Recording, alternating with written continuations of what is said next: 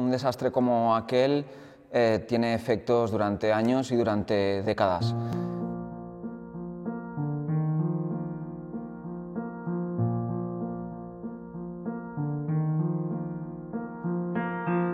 Sobre todo por todas las vidas humanas que se perdieron y que la gente todavía lo está sufriendo, pero también a nivel de infraestructuras, de gobernabilidad, de economía, ¿no? Pero realmente el desastre ya estaba ahí, ya estaba en Haití antes de ocurrir el terremoto. El desastre de Haití es un desastre permanente, ¿no? de inestabilidad, de ingobernabilidad, de pobreza extrema, de falta de oportunidades, ¿no? Je veux expliquer comment ça a été pour moi lors du séisme du 12 janvier 2010. Normalement, j'étais à la faculté des sciences où j'entrais pour faire une licence en chimie et également décrocher un diplôme en génie. Et en train de préparer un examen ce jour-là, le jour du 12 janvier, un examen de chimie organique où je devrais avoir le jeudi de cette même semaine avec un ami, un collègue. Eh bien, je sentais que la terre s'écroulait. C'est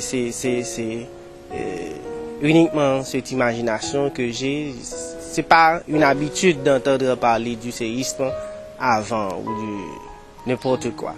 Eh bien, comme ça se faisait ainsi, et puis quelques temps après, lorsque je sentais que la maison où j'étais était en train de briser, de casser, je me retirais. Je me retirais, mais malheureusement pour moi, lui, il avait le temps de sortir, mais pourtant moi, toute la maison a été détruite et j'étais encore à l'intérieur de cette maison. La route qui mène à la porte de cette maison pour sortir déjà était bloquée et tout était embarrassé. Mais quand bien même, j'essayais, puisque j'étais encore vivant malgré les cassures, les bois qui étaient brisés.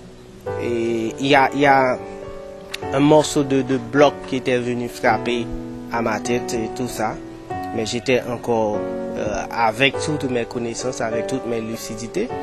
Et puis, j'essaie de trouver la route, mais je ne voyais pas. Il était fait noir. Toute la chambre entière était noircie et plein de poussière. Eh bien, quand j'arrive à sortir, je constatais qu'il y avait plusieurs morts dans même la cour de cette institution, de la faculté des sciences. Et par la suite, je me disais, qu'est-ce que je dois faire? Las nuevas generaciones, la verdad es que tienen muchas ganas de cambio y eso se nota, se palpa, pero eso, la falta de recursos, la falta de formación quizá y de otras oportunidades hacen que no puedan depender de sí mismos, ¿no? Que todavía sigan necesitando ese apoyo desde otros lugares y por eso, por ejemplo, desde GAIN estamos allí, ¿no? Aunque sea en una porción muy pequeña, ¿no? Intentando siempre ayudar como labor de apoyo, ¿no? Intentando impulsar a estas nuevas generaciones en nuestro entorno, pero incrementando la capacidad de nuestro colaborador local para que sean ellos, ¿no? Los que lleven a cabo estos cambios desde las nuevas generaciones. Est-ce que ce que je voyais là, ça ne se passe pas dans tout le pays? Je ne connais pas. Pas de connexion de téléphone et de tout. Eh bien, je décide du coup de rentrer à Léogane. Je pense que la décision de rentrer dans ma ville natale n'était pas une bonne chose d'ailleurs, puisque j'étais à la faculté des sciences et j'étais en ville. L'idée première, c'était de rendre service plutôt avec ceux qui étaient frappés ou je ne sais pas. Pendant toute la nuit, il y a des gens qui étaient sur la rue, couchés, en train de prier Dieu et de temps en temps, encore la terre se continue à s'écrouler. Eh bien, arrivé à Carrefour, j'étais tellement assoiffé d'eau et il faut dire également que Port-au-Prince et Léogane, c'est à peu près 33 ou même plus de kilomètres. Mais pourtant, j'ai remarqué quand j'arrivais chez mes parents, ça a été vers les 1h du matin, disons le lendemain.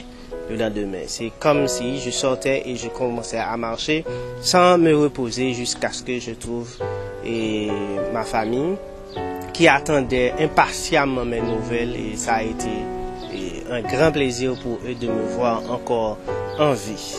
Et certes que j'ai perdu une de mes tantes qui était très chère à moi, et d'autres amis encore qui étaient à la fac ou à l'église où j'étais. 2 mois après, on vient d'enlever les débris de la maison où j'étais. Mon sac, malheureusement, j'avais là-dedans tout ce que j'ai à m'identifier, même l'acte de naissance de moi. Et puis, je constate un morceau de bois qui venait casser en deux et emprunter directement ma valise. Et cela sous-entend que si je restais, c'est comme si ce morceau de bois venait casser et vont emprunter ma tête, mon corps, je ne sais pas. Et Dieu merci, je suis en vie et je suis là pour ces œuvres. Merci bien.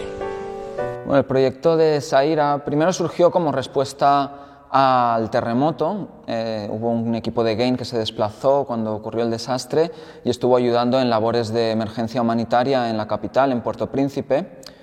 Eso por un lado. Luego por el otro lado, los niños, los adultos, los monitores de este hogar infantil y escuela en Saira se desplazaron a Puerto Príncipe porque el hogar y la escuela se derrumbó con el terremoto, murieron personas, niños incluso, y se vieron forzados a desplazarse a Puerto Príncipe, y allí fue donde conocieron los responsables de GAIN, conocieron a los responsables del hogar y la escuela de Saira, y vieron que había una posibilidad de colaborar juntos en volver a reconstruir este hogar.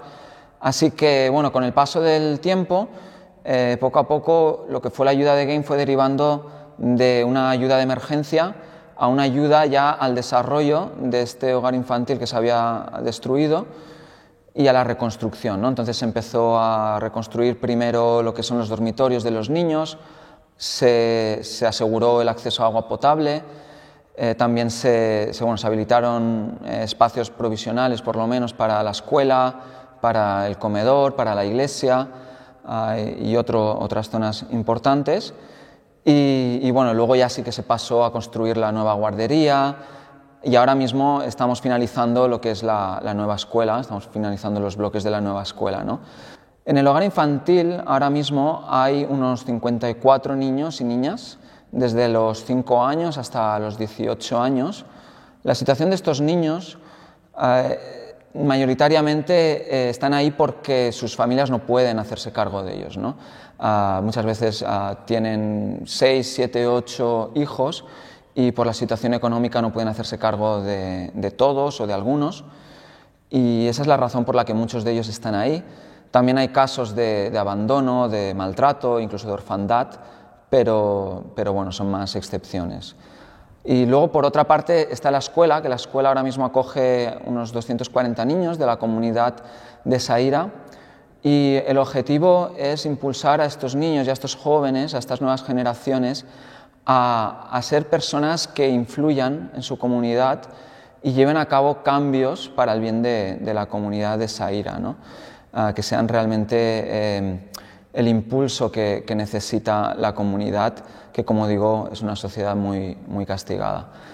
3 mois après, quand je venais, on commençait avec les travaux pour enlever les débris. Je venais pour prendre mon sac, pour essayer de voir est-ce que je ne vais pas trouver mon sac, puisque mon acte de naissance était dans mon valise. Je ne voulais pas perdre cette pièce si importante en Haïti. Eh bien, un professeur m'avait vu et dit « Adler, c'est pas toi ?» J'ai dit « Oui, c'est moi. » Et on m'a dit que tu étais à l'intérieur de cette maison. Je disais effectivement oui, j'étais à l'intérieur, mais au cours de la nuit, j'arrive à sortir ici. Et pourtant, mon ami, ce qui est dans la liste ici, c'est que tu fais partie, les morts, tu fais partie les étudiants qu'on perdrait ici par du séisme. J'ai dit non, va enlever mon nom, mon ami. Je suis là, encore en vie. Merci bien. Eh bien, c'est comme ça, j'ai continué à vivre et j'espère que je vais continuer à vivre dans la volonté de Dieu. Parce que c'était pas de mes propres efforts que j'arrivais à sortir, mais c'était Dieu qui m'avait guidé pour me dire passez là, parce que tout à l'intérieur de la maison était noirci, plein de poussière, il n'y avait pas d'électricité et tout et tout. Et les débris qui étaient cachés venaient partout. Et les portes de sortie étaient presque bouchées, mais quand bien même, j'arrivais à sortir et également enlever mon nom dans la liste des morts des étudiants de la faculté. C'est encore une grande chose. Necesitamos que más personas se unan y nos apoyen económicamente, con voluntariado. La verdad es que no siempre hemos tenido la capacidad de ofrecer las mejores condiciones a los niños, ni de avanzar con la rapidez que quisiéramos por esa falta de apoyo precisamente, ¿no? Así que ahora mismo es un momento en el que necesitamos mucho apoyo en ese sentido, sobre todo económico, y animamos a que las personas se unan porque la verdad es que es un proyecto que nos sigue haciendo muchísima ilusión a medida que avanza.